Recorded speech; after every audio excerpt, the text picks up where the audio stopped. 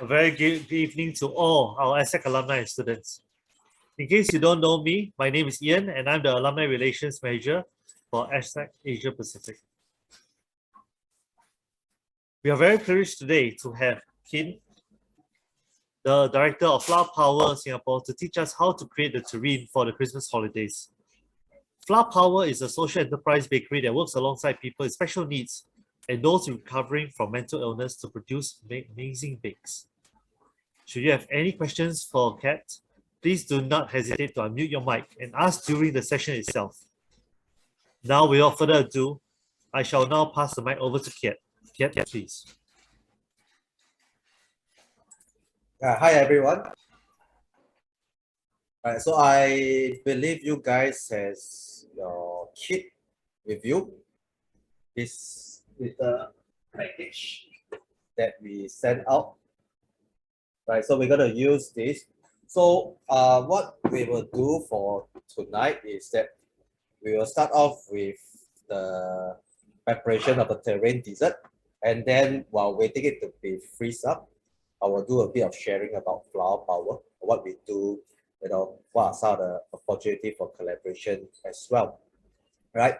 So why do we do terrine dessert is also because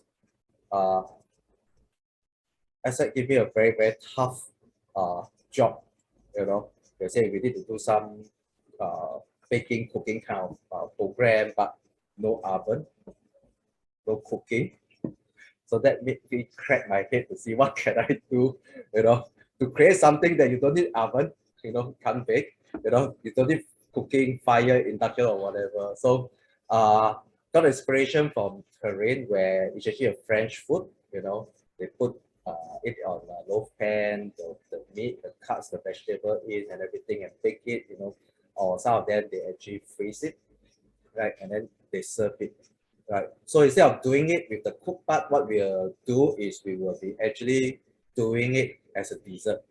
Right. So the only thing you need is freezer. I hope you guys have freezer at home. Okay. And I hope in the package you have this aluminum foil package inside there that you took it out and put inside the fridge. Okay. If you don't, it's going to be challenging. Okay. So I believe all you guys have this, right? So what we'll do is I'll switch from this angle to my working top, okay? So we can actually start on from there. And along the way, if you have any questions, you can just, ask the question, okay? You can actually unmute it and ask the question. So can you guys see the tabletop? Can, right?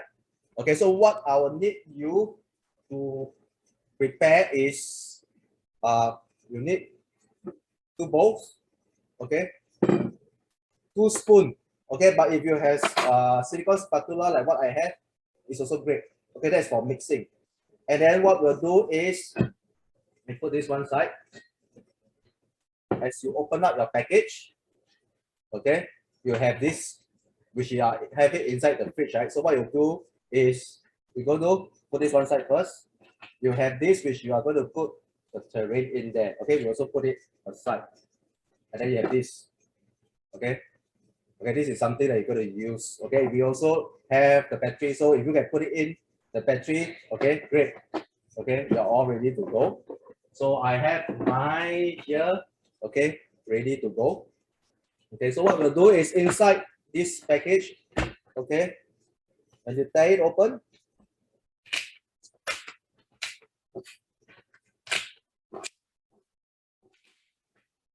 there is 4 items inside there. Okay, so just bring it out, 4 items. So you have 2 packets of pasteurized cream. Okay, so this is what we are going to use this to whip up. Then you have 1 packet of purple sweet potato and a packet of orange sweet potato. Okay, so what you're going to do is now we're going to cut open, okay, and pour the cream into the bowl. Okay, if I'm too fast, let me know so I can slow down, and we can do it especially those that are doing together. Okay, so what we'll do, we'll just cut this. Okay, and we're going to squeeze this out.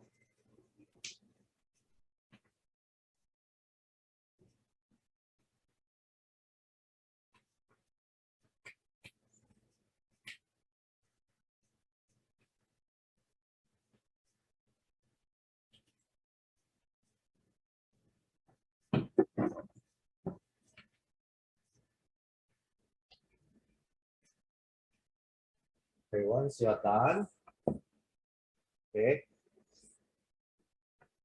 you're going to use the whisk. Okay, so you can see it's hardened, right? It's like a curve like that. So when we use the whisk and we whisk it, it will actually turn a bit liquefied, and then slowly it will start to thicken up as well. So we need that. So what we do is try to incorporate air into the milk fats itself. So you have to be careful because once you turn on the whisk and you go in, it will actually splatter all over.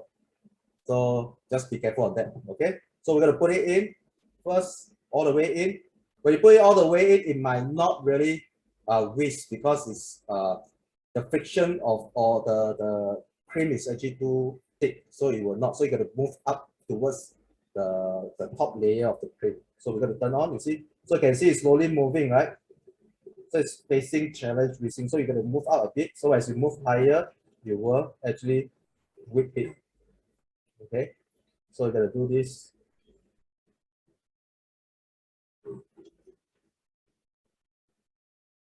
So just move it higher. So the deeper you go in, the harder it is for you to whip up. So you can whip this.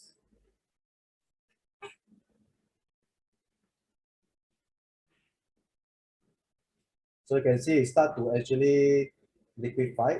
You know, it's very liquid. You see? Can you see? So can you see it's actually very liquid? Okay, so we need to from here whisk until it thickens up again. So you can see all the air bubble coming out, so it's okay. So we're trying to incorporate the air into the milk. Okay, so you be careful when you move up too high, it will actually splatter. Okay. Okay, move it around.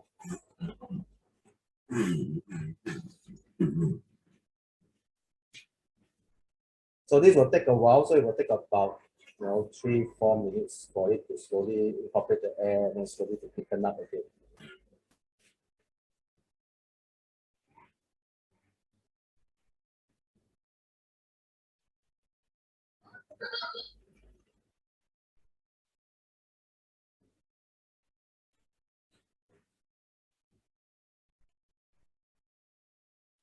Right. For those that have handheld mixer, you can actually use that as well. It'll be faster than this. Okay.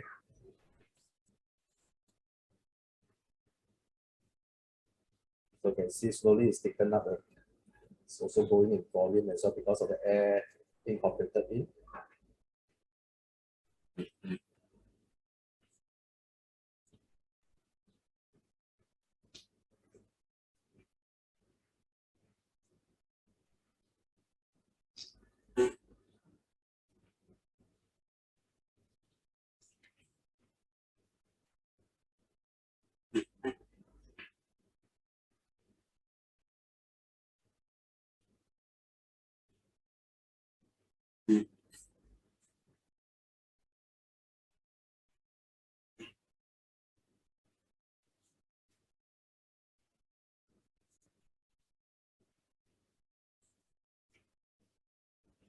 So we'll take some patience to build this up.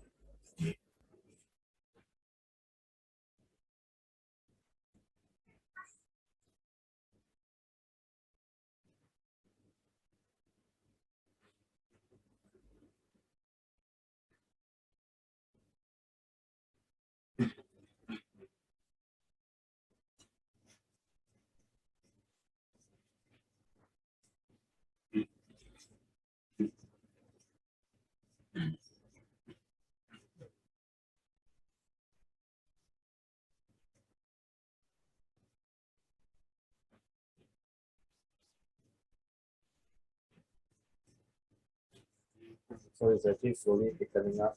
Right? Excuse me, I have a Yep. question. Do Sure. we put the 2 packs in? Oh no, just one pack, because you will do one pack for the purple sweet potato and one pack for the orange sweet potato. Oh, So, okay, thank yeah. you. Yeah, so if you put 2 in, there will be too much. It's too creamy in one sweet potato.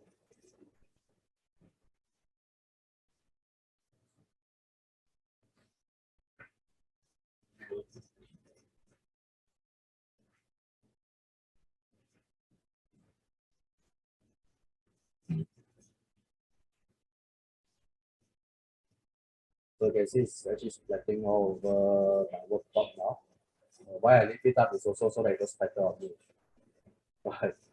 So it's easier to clean the worktop than have it splatter all over yourself and then you have to clean it.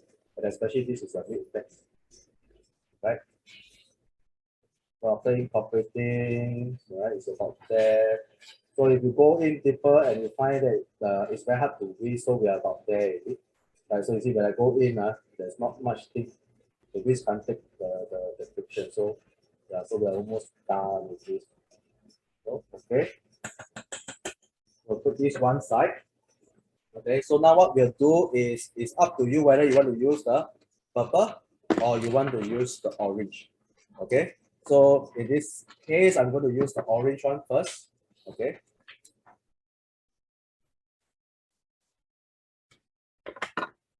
Okay, so what I'm going to do is I'm going to squeeze it into the whipped cream.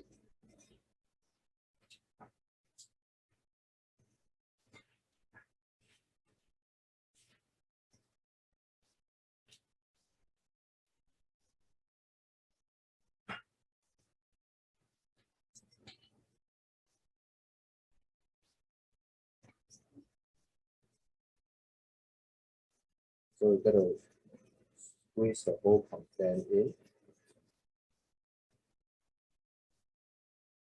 So if you notice the orange sweet potato is actually wetter in terms of the texture compared to the purple sweet potato. Okay, it's okay because that's the nature of the sweet potato itself. So the purple one is actually drier in by itself. And we actually didn't process any of this. So these are actually pure as it is, after we bake it, we cure it, and then we just mash it up. Okay, so what you're having is a very healthy snack. Okay, so once we are done, what we're going to do is we are going to mix well. Okay, so in this instance, I have the spatula, okay, the silicone spatula. So what we're going to do is we're going to just mix it. Okay, so to create a creamy texture. So it's okay now that the sweet potato doesn't look very vibrant, right? So once we mix, it will actually look more vibrant. And what you'll see is that it is not mashed until very fine, very processed. You will still have bits and pieces of the meat chunk. So that will add the texture into the mouthfeel as well. Okay. So we're going to mix it well. Okay. You can actually taste it. Okay, you can actually taste it because some might want it sweeter. So what we can do is, if you want, you can actually add honey in. Okay, to the sweetness that you like. Okay, or if you want it healthier, then just leave it. Okay, so now you have that. You see, it's very creamy.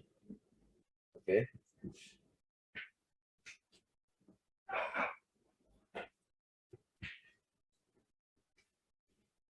Okay, so there we have it. Okay, so we are almost done. Okay, so what we'll do, you have this package. Okay, inside you have your sliced almond and you have your chocolate chip. So in terms of chocolate chip, there's 2 packs. Okay, so what we're going to do is we're going to cut 1 pack. Okay, going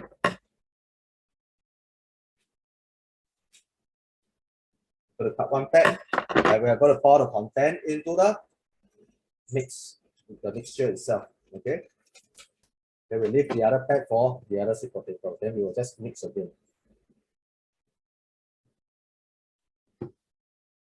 Okay, so we'll mix it. Okay, so y'all can actually put your finger in and can taste it and see whether is it finger licking good. Okay, so you can actually taste it and see how whether is it something that fit your palate, and if not, you can actually add more. If you think it's not sweet enough. Okay, so what we are going to do? Okay, we're going to use the almond slice for a few rounds, so don't be quick to put too much. So what we'll do is we're also going to cut it. Okay, we're going to open it up and we're going to sprinkle some at the bottom of this tray. Okay, we're going to sprinkle some at the bottom of this tray.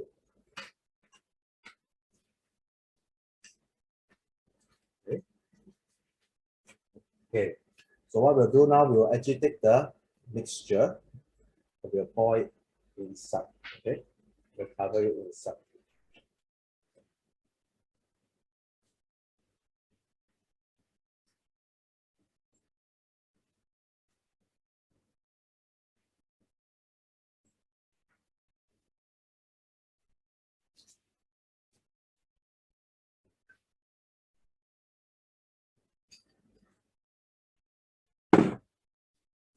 Okay, so what we'll do, we're going to press it down, so it should fill up to about half, half of the loaf pan itself. So we're going to flatten it.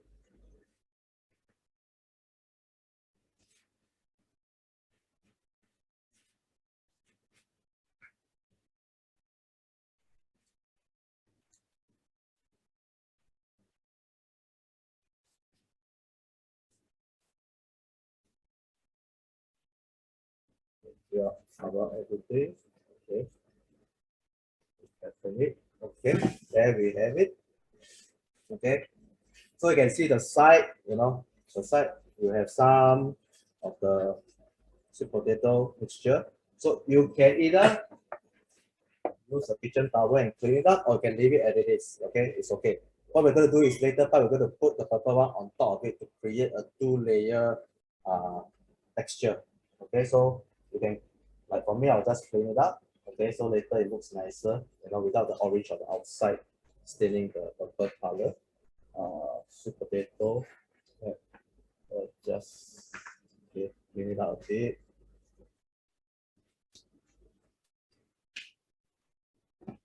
So let's clean up this.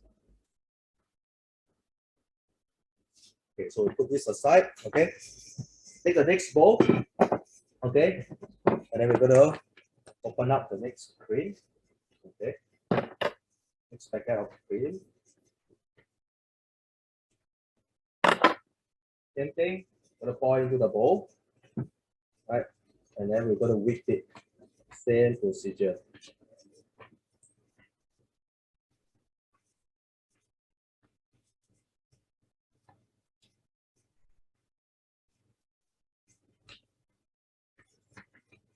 So for those that do not have the package, you can actually get a whipping cream as a substitute for this.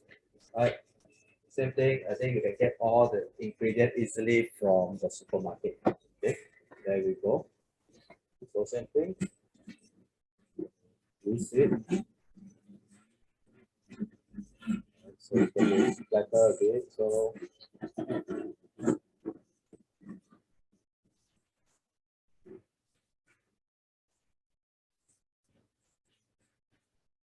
you're going to lift it up and down to control, whether the grease will splatter over.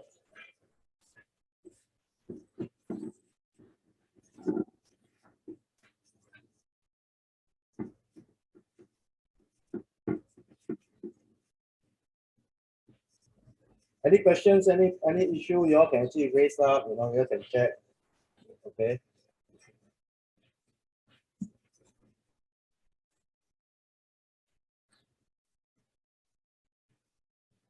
It's okay for now. Yes, you have some question? No, everything all right. Okay.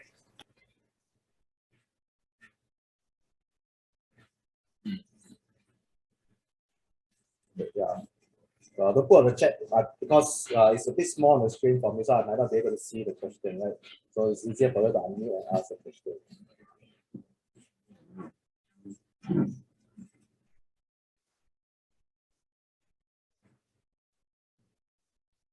Okay, so incorporating the air bubbles in the milk fats, create a texture so that when you mix it with the sweet potato, you actually have a creamy taste itself.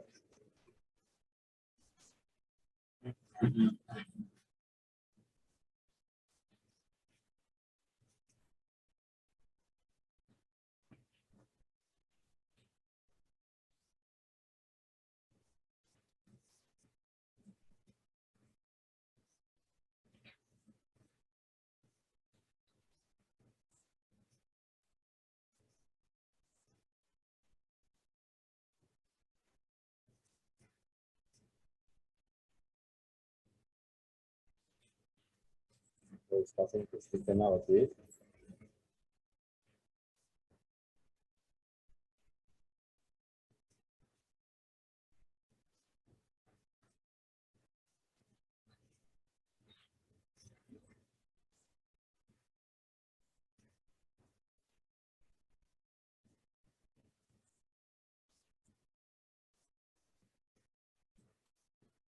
Right. Okay, it's not really yet. Okay, still can move quite freely underneath. So we'll do for a few more minutes.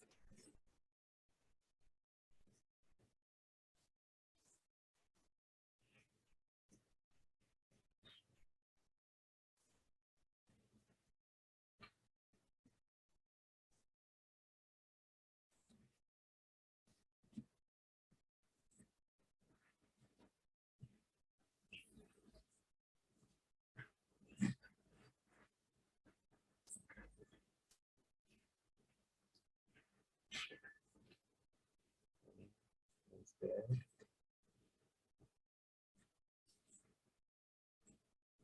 You guys having trouble with the whipping of the cream? No, right? Okay.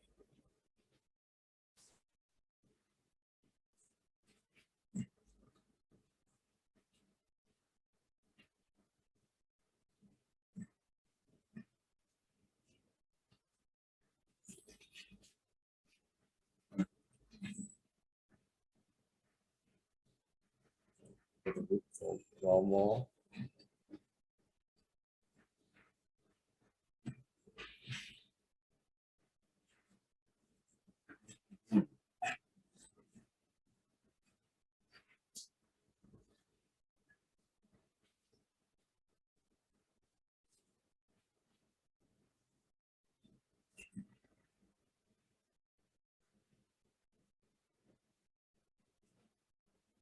Is having some problem whipping as we go in deeper. Okay, so almost there.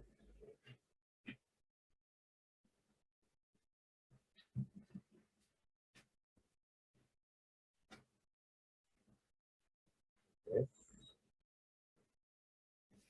Okay, well, there. Okay, now we have the cream ready. So now it's sweet potato. Okay, so we're going to open the purple sweet potato now, and we're going to put it in.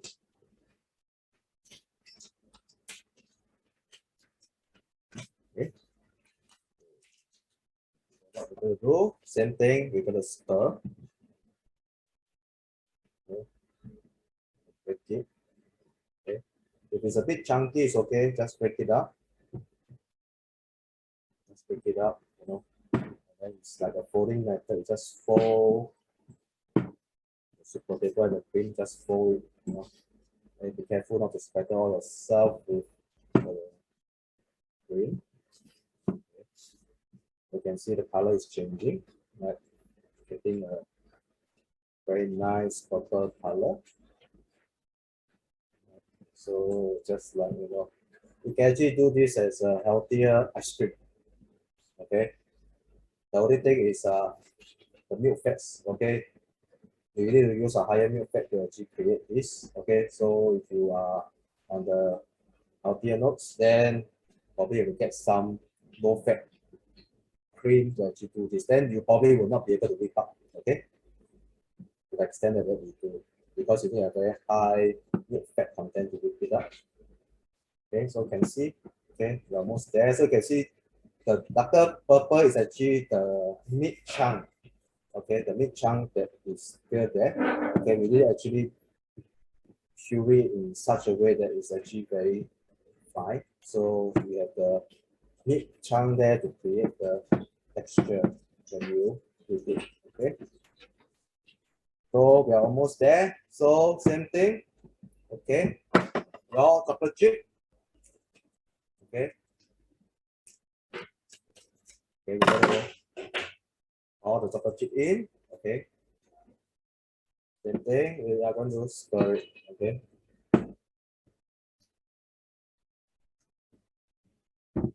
And make sure you stir the chocolate chip in and mix it evenly. If not, you will have one side with chocolate chip, the other side without chocolate chip.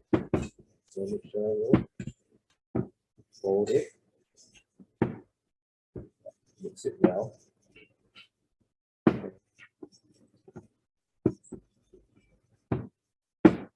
Okay, so before we put in the mixture, let's put on some almond on top of the previous orange sweet potato. Okay, let's create the texture. So when later you have it, you will have the chocolate chips and you have the almond slice in there. Okay. Okay. So leave some for later on the top part. So what we are going to do, okay, we are now going to put it into the loaf pan. Okay. So if you have trouble, you can actually use another spoon, to put it in. Okay.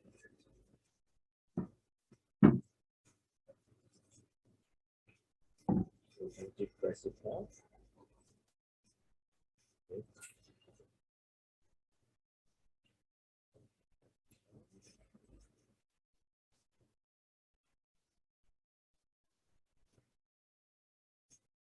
Okay, some more.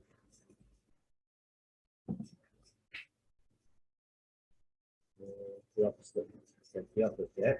Okay. Pattern it.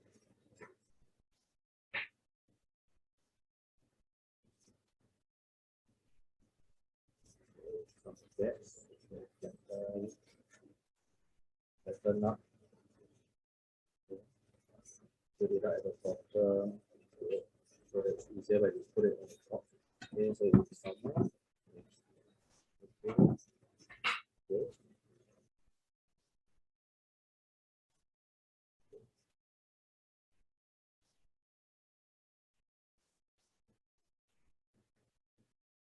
Okay.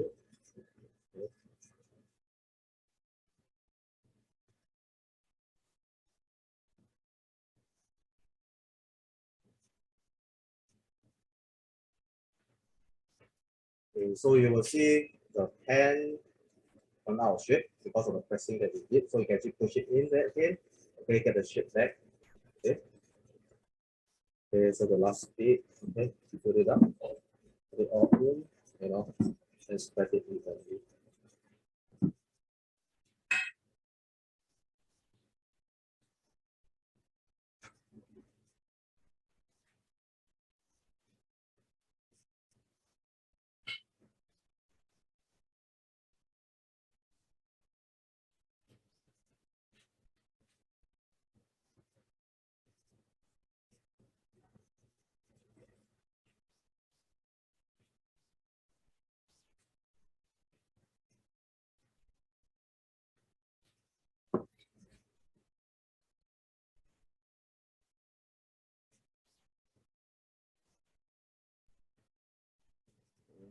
So we are almost done. Okay. Yeah. Okay, now the finishing touch. Use back the almond slice that we have. Okay. Okay. Sprinkle some on it.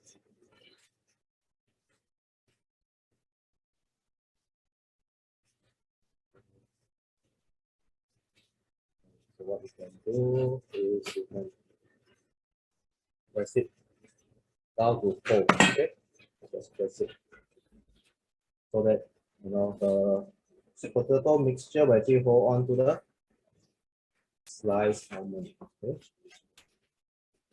Okay, so now we are done. Okay, we have this plastic cover incorporated in it. Okay, so what we do is we're going to cover this. Okay, cover it nicely. Okay, and what you do, you're going to put this into the freezer. Okay, so we're going to put it in the freezer for about 45 minutes. Okay, I'm not too sure whether we will have enough time to have it together. We need it to harden up. Okay, so while we are waiting it to harden up, okay, I'll do a bit of sharing on what flower power is. Okay, share a bit of the social enterprise that we are doing. Okay, while waiting for it. Okay, are you all done? Let me know when you are done so we can move on.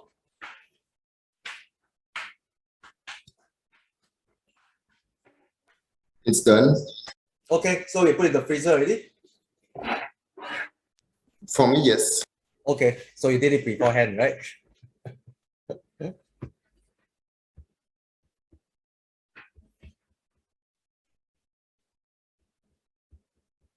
Okay, we will wait for everyone to give a thumbs up to show that they are done with the dessert, and then I will do the sharing.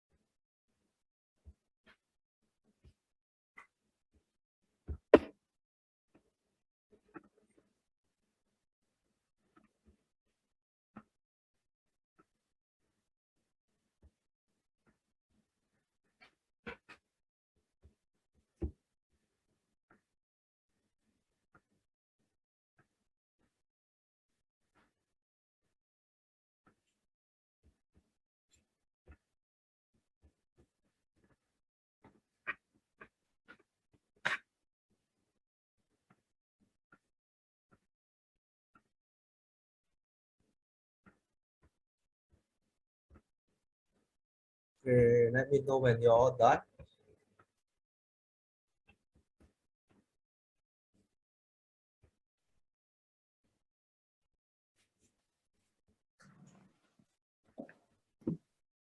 Okay, so this done.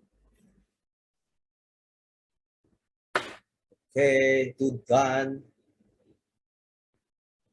Okay, let's give the rest some time to catch up. Okay.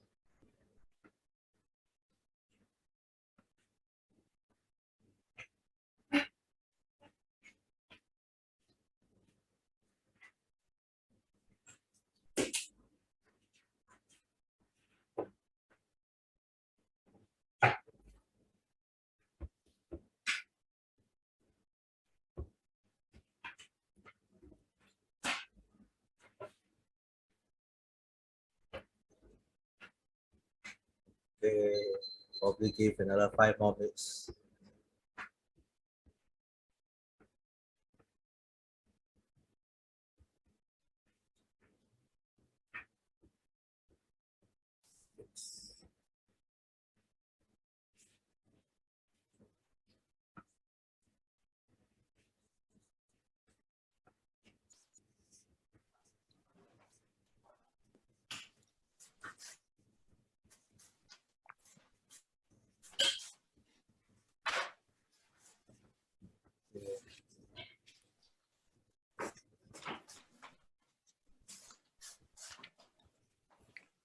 So that's a it was stress. not, yeah, it was Yeah. not so easy for me because I'm doing it from Japan, so I do not have the kit, but I somehow Okay. managed.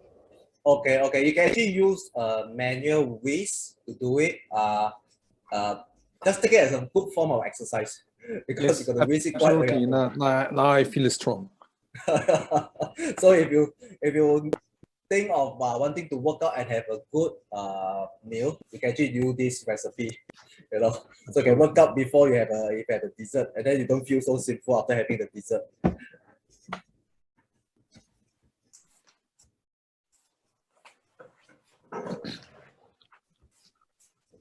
Okay, let's.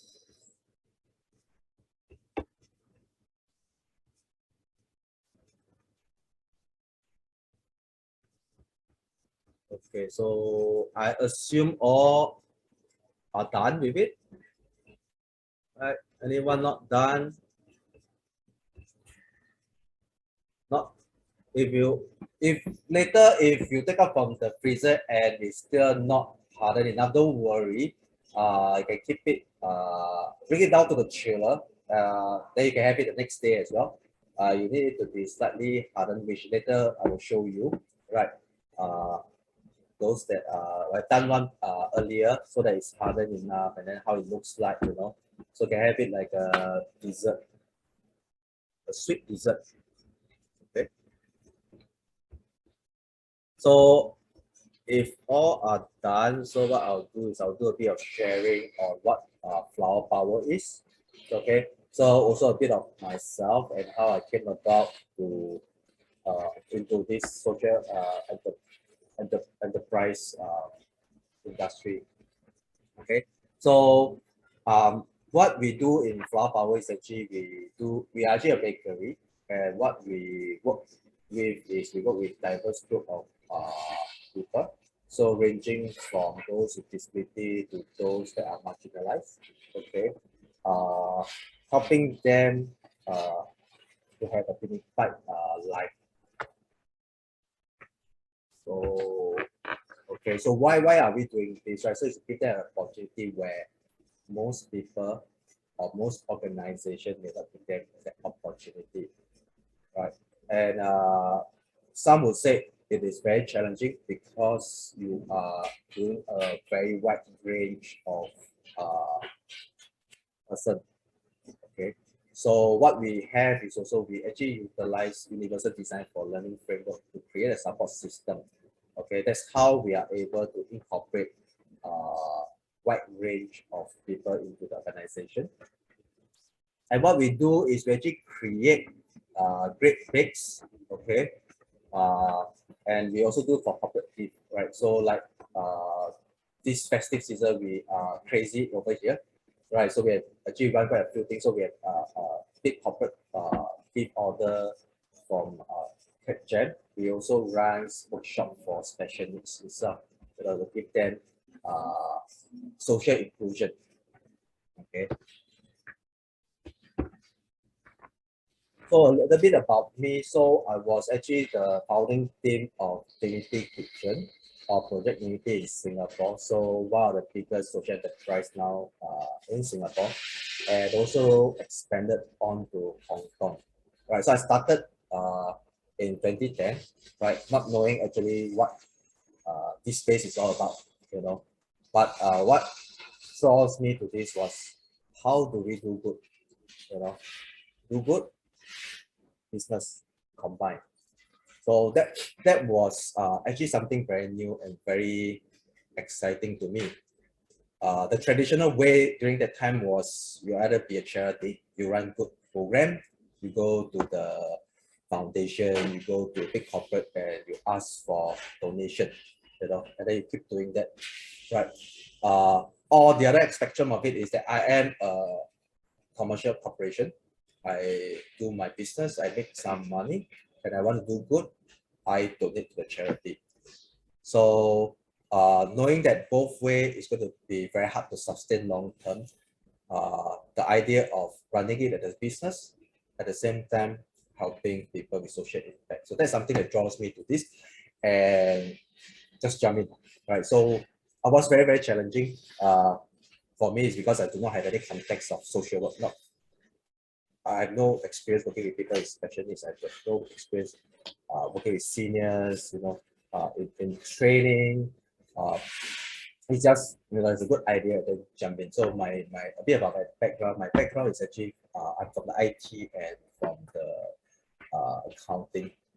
industry itself. So never had experience of going to social work or doing anything of this, right? So that was a challenging part, but that was also very exciting, right? So in the early days of the Dignity Kitchen, it was totally eye-opener. So what we do is we actually set up 3 stores in a food court, and we run the operation, we run the training all within there. The office is also within there. So it's a bit different, to my previous experience in the corporate world, right? So very steep learning curve as well, because my first batch of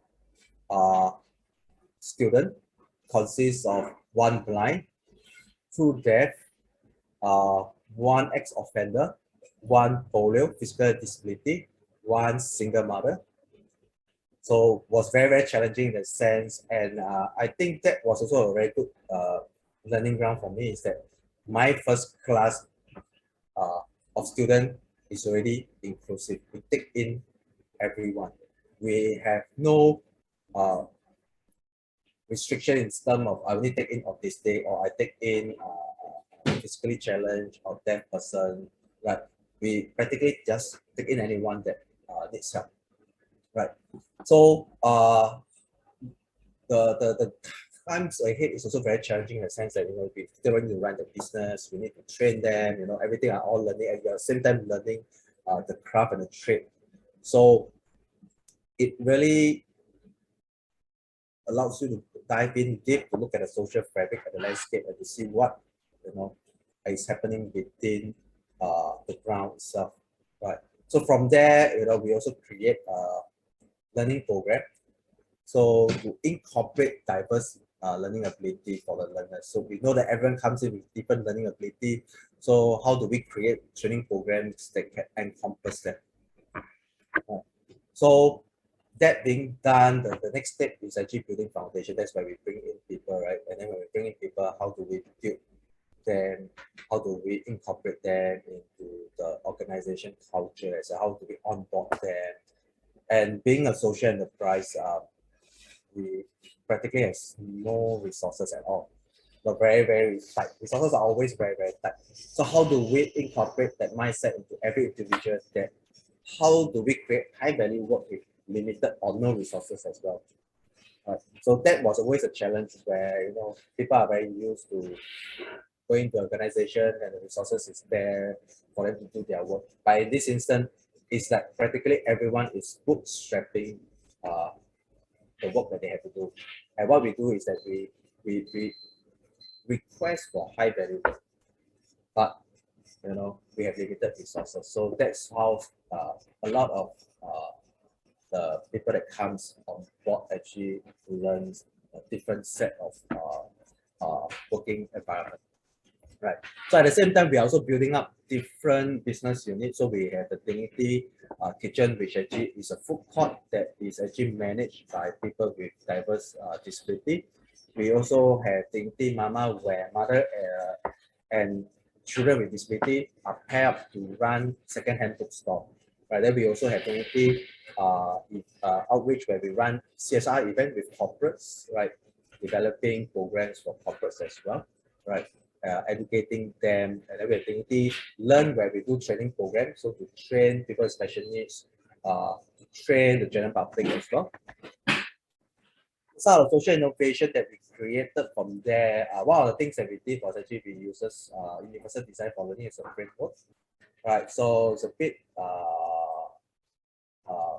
it's not so straightforward in the sense that you always need to keep thinking on the spot, right? On the field, if you keep thinking, how do we encourage them, motivate them, discipline them, how do we train them to meet the standard? And at the same time, if there are issues with them, if having learning ability, can we develop assistive device to supplement, that area? So even the development of assistive device, we are actually looking at economical and practical solution as well. Right? We're not looking at expensive things that probably the company will buy once and they try and doesn't work and then become a white elephant. So what we want is a constant use of the assistive device, right? So what we do is also from there, we create a platform where we showcase this assistive device that helps people with disability to actually do the job better, right? And also a platform where we can showcase their ability. So a lot of time we are very much focused on their disability. What we want to do here is actually their ability to do the work. Don't look at them as a person with disability, but more important, look at that as a person that can do the job, right? So the whole idea was also to dispel some of those preconceived biasness within the public domain. So along the way, we won the President Challenge Social Enterprise of the Year Award 2015, and we also created the world first ISO 22000 food court. And later part in 2019, we also expanded to Hong Kong. So now in Hong Kong, there's also another dignity kitchen there, right? So that's practically 10 years of our time there, right? So come towards early 2020, I received a call from the founder of Flower Power. She used to be a marketing manager in Dignity Kitchen, right? So she was there for about a year to learn how the landscape of social enterprises, you know, how do we run a social enterprise before she went out and set up Flower Power. So in the late 2019, she called me out and said she wanted to close the business. So I asked her, no, it's okay. You have been around for 4 or 5 years, you're doing well, you're helping people with disability.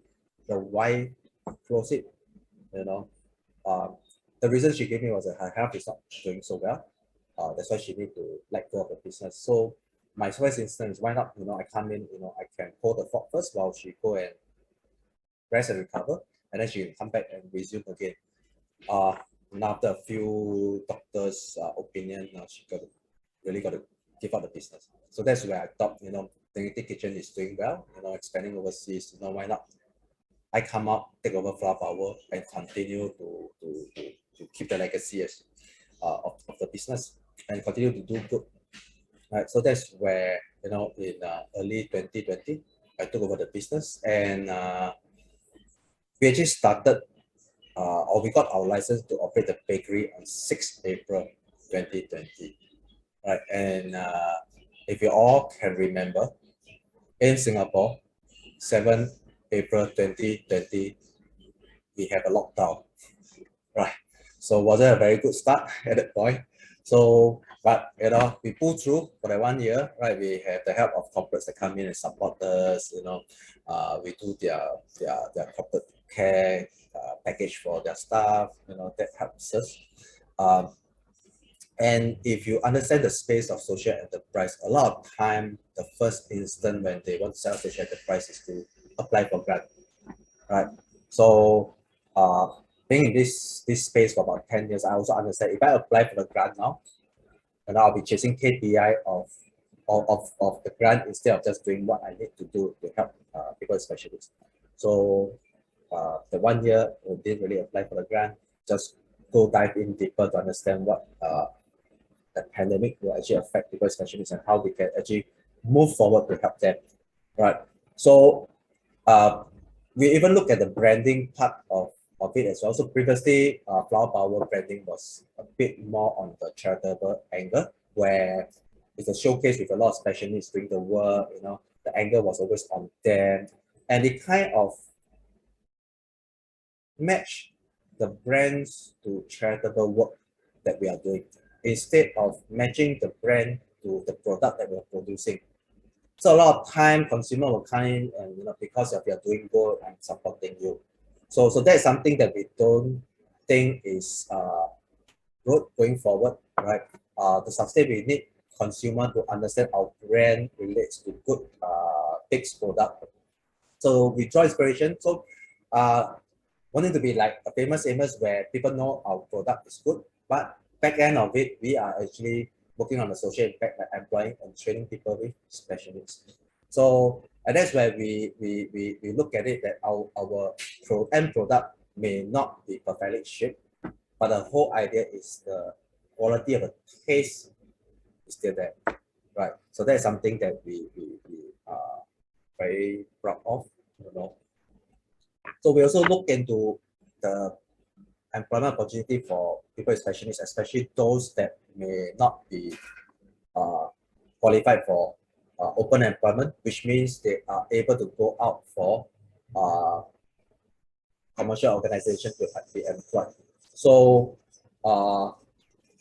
diving in deeper, we look at what is the public perception of social enterprise, you know, how do we work with employers, you know, onboarding them or working with special needs, you know, creating new angles for employment as well. So one of the key area that we're actually exploring now is actually if they cannot be employed, can we work with them to train them on micro businesses? So mother and child, father and child can be together, you know, to run micro businesses to create their own employment. Right? So that's something that we are exploring. Right. So in terms of workplace learning, it actually is a long drawn process, not so straightforward as we run a 6-week program and then, you know, off they move on. So like in this instance, you will find that this little girl here is Dian. She's actually 20 years old, right? But she has intellectual disability and she also has dwarfism. So she actually very, very small size. So you can see when she stands at the next to the table, she actually, you know, like a small little girl, right? So, but she actually 20 years old, right? So this is where the process where we train her in terms of numeracy, you know, measurement of the flour, the sugar, assembly of the baking materials, to bake, mixing it, you know, to even training her using the weighing scale to actually measure. So like right now, she actually don't use weighing scale. She actually progress more than that. She can actually now have a gauge of what the size is. So it takes time for them to start off with, and then to the packing, sealing, you know, and the end product of this. Right. So we also run baking workshops, especially for those of the younger specialists that are not ready for open employment. So the whole idea is the workshop is incorporating resilience into the program itself, incorporating fine motor skill, incorporating gross motor skill. The whole idea is, you know, if they comes for the program, what we want is hopefully you training them or building up these three areas for them, which is badly needed for them to go into the workplace. So a lot of time we realize that what they lack in the workplace is actually resilient. So workplace resilient, mental resilient, or it could be like some of them noise resilient. Some could be very adverse to noise. So with that, you know, it's very difficult for them to find a job, right? So that's something that through the workshop for specialists, we are trying to strengthen them up on this area. We also got workplace learning for the corporates where, you know, at my bakery, we bring in the corporates. They actually works with specialists, you know, and understand how is it like, you know, if they're going to employ them, you know, what are some of the things that they have to be aware of, you know. So a very experiential kind of program where they dive deep into what we do. So in this instance, right, these two ladies are actually working with a dementia staff that we have here. So a different perception for them as well. Most of the time we will think dementia, they can't do much, but you know, just like normal, talking to them is just like normal. So it's also changing perception, right? So you will see DN here also guiding these two gentlemen on how to make this, you know, and how are they going to communicate with them. We run workshops, you know, through baking, we talk about inclusion, we talk about diversity, you know, how in the workplace we can actually support them, how easy it is as well. A lot of time we feel that we must go for proper certification programs. Actually, all it needs is actually your heart. You know, if your heart are there to help them, you'll find all ways and means to support them. Right. So these are some of the things that we also work. So this is on our product side where we have partnership and we also have corporate gifts. So we work with, say, in this instance, Changi Clove Hotel. So we supply them our gingerbread, and then Catering Co, another catering company. So they tie in our gingerbread man with their festive pack as well. This is a recent gift pack for Capgemini. Right, so we have different types where we work in. So even like some of the products, we actually work with other social enterprise. So in this instance, we incorporate our cookies with the tea, and the tea is also from another social enterprise. So what we do when we work to, in this instance is we try to find and help other social enterprise. But even like my design of the stickers and all this is also done by another social enterprise organization. So in that space, we try to help one another to go through this tough time. Right. So some of the things that we look at in terms of the impact that you guys can look into. So one of the things is maybe you can buy our bakes either for personal consumption or either for a corporate pantry or even for a corporate gift set. Right.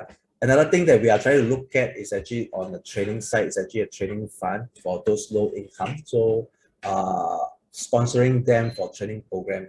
A lot of time organization that give funding things that it is you don't need a lot to train them, but to train one is actually quite costly and actually takes a lot of effort, right? So instead of a traditional way where we actually run training program and then we ask for grant, grant is not there with a lot of KPI. So what we try to do is we are looking at alternative way of raising funds, right?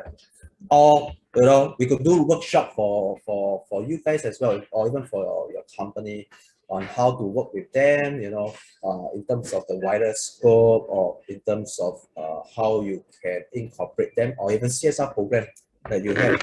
So these are some of the things that we are actually working on. So like one of the current projects that we are working on is a program for allied educator in the schools. So one of the schools is actually asking us to do a program for them. So it's similar to what we have gone through earlier, where it's a cooking program, a baking program, and later part what we're working with them on is case consultancy, where they can bring up a case issue and we work through with them on how to solve that issue, because we are seeing specialists going into mainstream school, and these allied educators are there to support them, but sometimes they are faced with challenge in terms of knowledge, and that's where we are having that knowledge and trying to share that knowledge with them so that they can further strengthen their knowledge to help these specialists in school system. Right. So this is the end of that presentation, right? So that's me. You can connect me at LinkedIn. Okay, my contact number, my email. Okay, so anything you guys want to ask? Okay, you just shoot. Okay. You can unmute and ask any question. Okay, I'm also looking at the chat as well. So I'm putting the last slide there, so in case you guys want to connect. Okay. Anyone, any questions?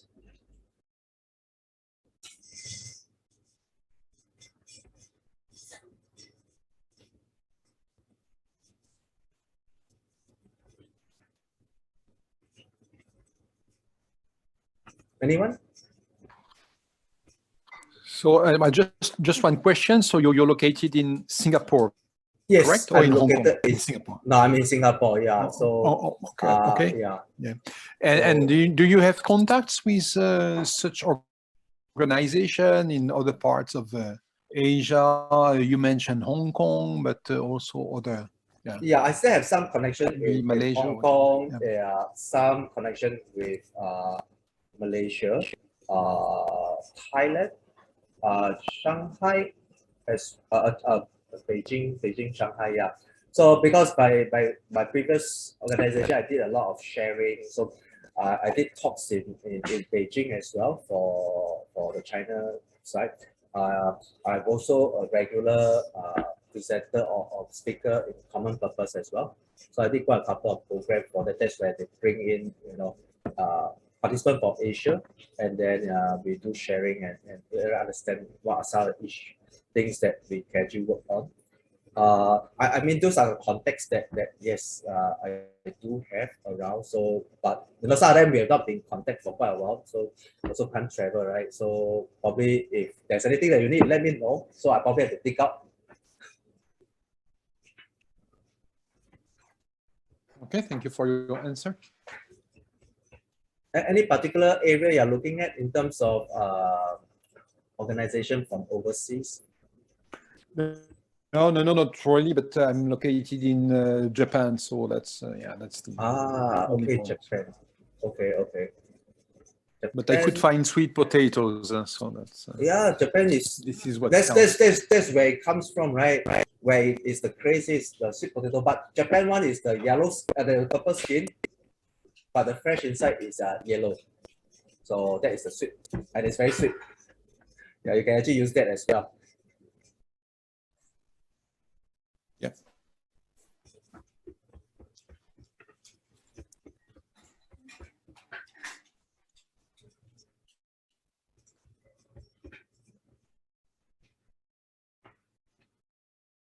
Okay, someone that try food from Pedagogical. Is their food good? I haven't got the opportunity to try.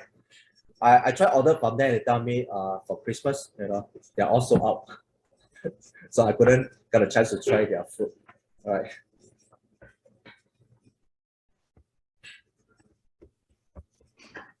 I have a question. I'm just curious how many people with disabilities you train at one time and how you manage it, because I imagine they have different kinds of disabilities, meaning that they would then have different needs. Yeah. So, okay, so for us, like those that are seasoned, the max we can take is about 8 per round. So for new trainers, we normally will get them to do about 4 maximum. Right. So why we are able to do training with diverse learning abilities, because we're actually using universal design for learning, which focus very much on the individual learning process, right? So it is structured in such a way they have their principle, but applying it is very difficult. Most US university will have UDL, Universal Design for Learning framework, as part of their learning support, right? So in Singapore, not many people actually uses that. So when I used this about 9 years ago, people don't understand what it is. People find it very, very difficult. As I use it more often, I find it's very easy, right? And I can actually work with different group of learners at one time. Singapore special education schools try to use that, but they find it very challenging because I would guess the way our education is, right, is very structured. And while everyone needs a structure, right, and we work with specialists, we find that sometimes we have to throw structure away. We have to work it in such a way that it's going to be very, very flexible. The way we work with them, the way we talk to them, the tone, it ranges from different person. So I could be talking to say Dian now, and I'll say, okay, very nice, soft tone to encourage her. And then when I move on to say another person, say Danny, then I have to use a very firm tone to actually encourage him. So these are some of the things that very, very little thought process, but that helps in training them. And that's where I also realized that difficulty for trainers is that you need to keep looking at individual, and you need to customize your approach to them. So if you've got a class of 8, you practically got to see everyone, and then your approach keep changing as you communicate with them. And that was a challenge to a lot of trainers. And I was actually looking at developing programs or curriculum to train the trainer in this aspect, but I couldn't have the resources, and so I was shelved it. So slowly working on it as I move along. Yeah. So I hope that answer your questions. yeah, thank you very much. Okay, I mean, if you guys are keen, we could also arrange for you guys to come and see my place. Yeah. So You see how that whole place work, you know, because even do like a learning journey, some of sharing, and some of the things that you guys probably have burning question to ask, you know. Yeah, or if your organization is on into even employing people with special needs or diverse group of marginalized people, that's something that we can even discuss on. Yeah.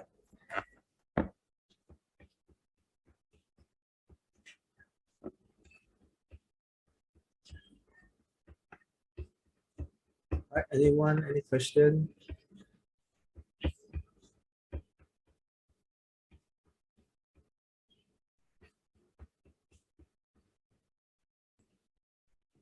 Anyone?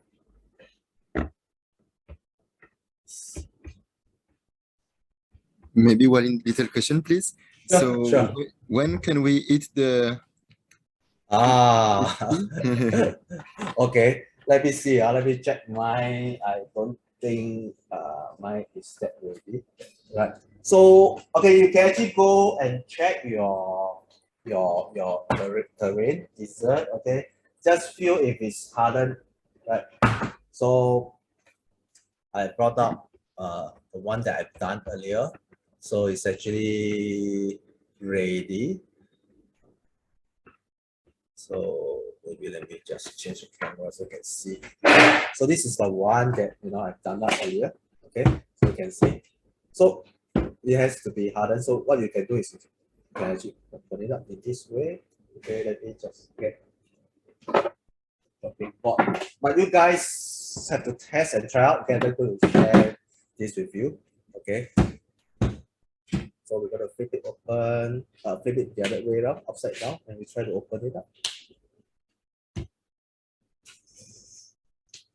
Okay.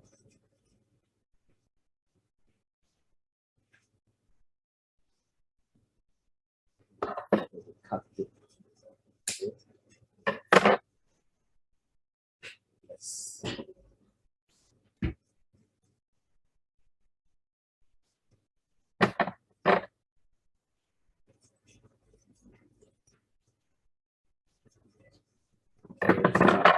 You can see that they're a bit soft.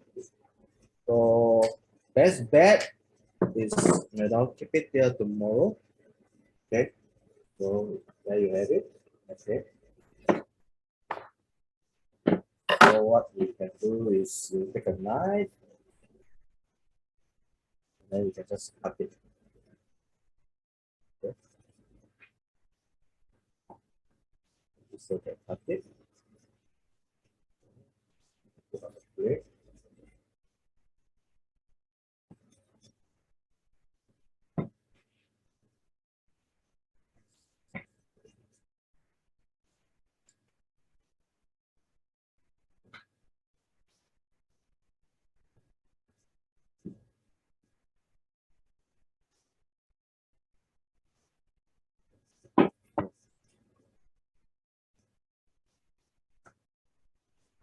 Okay, there you have it. Okay. So this is how it's like. Okay, I think maybe we can get Yan to try out and give his comment. Because it's here in the in my bakery here as well. Right. Yeah. So it's still a bit soft for mine. Yeah. So I mean, to be safe, you can wait till tomorrow. Right, you can have it. What you can do is if you don't want it to be too hard, you can actually transfer it from the freezer to the chiller. Right, just leave it there, let it set, and then you can have it.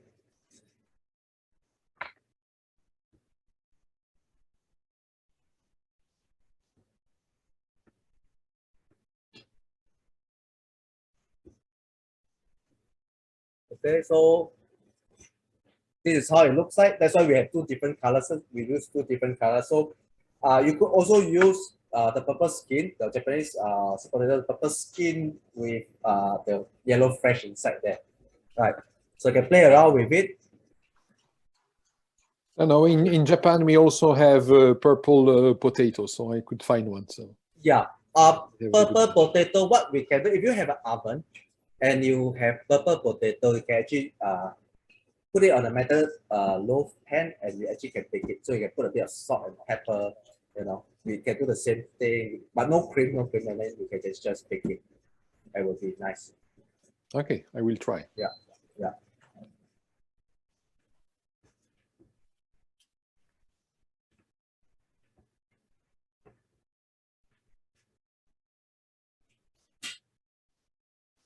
Don't worry, if you want it to be as good, you know, just leave it till tomorrow. It will be good. Oh, excuse me, just another question. Sure. In the potato mix, there's only potato, or are there other ingredients? No, it is that these are all fresh ingredients, so there's no added things inside there. But if you want, you can add actually a bit of salt when you are mashing it or when you're mixing it to bring up the taste. Like not a lot of salt, but maybe just you know, a pinch of salt into it. Yeah, Just so for that will bring up the taste. taste. Yeah. Other than that, it's just that potato itself. So if you don't want to bake, you can actually also steam the potato, right? So for those that you know you're on the healthier side, you can actually steam, peel the skin off, cut it to cube size, and then you can just steam it, and then you just mash it, and it works the same. It works the same. Oh, okay. Thank you. Yeah. So just for those that do not have an oven, you can actually use the steaming method. Just don't put it into a pot of water and cook it, because you draw the sweetness away. So the sugar content in it will actually goes into the water that you are boiling there. So I don't advise you to boil, because if you go to the internet, someone will ask you to boil it, right? And then you mash it, right? So but then you will lose that sweet flavor of the sweet potato. So you can actually bake it, or you can actually steam it. That'll be the best.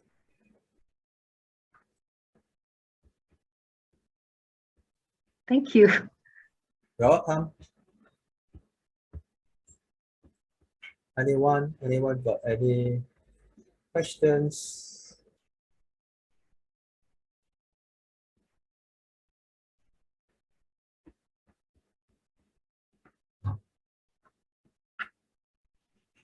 Yeah, if not, then what I'll do is I'll hand over to Yan. All right. Thank you, guys. Thank you so much. Thank you very much. Thank you so much. Thank you. Thank you very much. Thank Many you. thanks. Any other questions for Kiet? If not, we've come to the end of our Zoom session. I'd first like to thank Kiet for teaching us how to create such a tasty treat. Now to our alumni and students, kindly unmute your mics and let us give a big round of applause to Kiet to show our appreciation for him. Please, thank you. Thank you. Thank you. Thank you to all for participating in this Zoom session. Happy holidays and wishing all of you a great 2022 ahead. So goodbye for now. Thanks. Goodbye.